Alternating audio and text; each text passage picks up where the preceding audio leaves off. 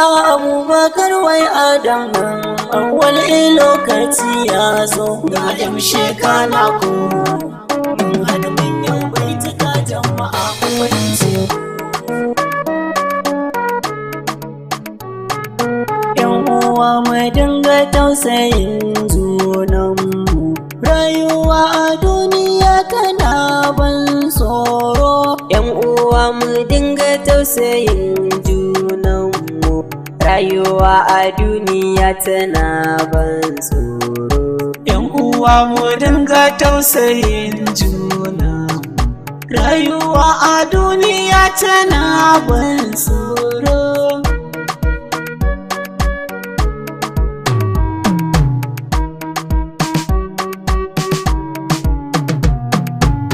da fari na sauko ilahu buwayi kare tsira gurin sulina dan gata waka ta duniya a yau ne zanyi dan uwa na ce ka zo ka san manufata duniya mace mai ido a sakarka dan uwa na ce ka zo ta barudinta shaye-shaye yawa idan ka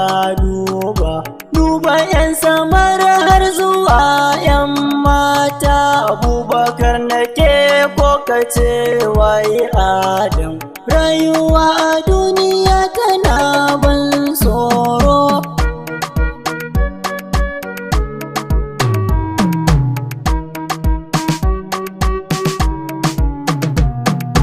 ya hayyu ya qayyamu sarkin sarki Allahu kai ɗaya ne mai sarki Allah tsare mu da sharin baki albarkacin darajar mai sarki yan uwa kar da ku yo mamaki halin da duniya take a ciki rashin haɗin kai ba taimakon kai cin amana cikin abokai awwal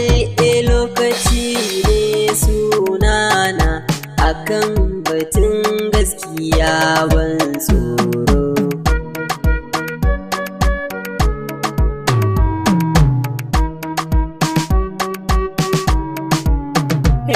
mai santa duniya shine zai sha wuya a ko'ina na ce ɗan uwa kai juriya kai haƙuri san ba kai washen wuya karka kushe kanka na ce karka damu kanka za ka samu masu sanka ko ina da masu bunka zama na duniya ɗan haƙuri ne tsaya da kanka a ko'ina na ce kar da ka ware ka damu kanka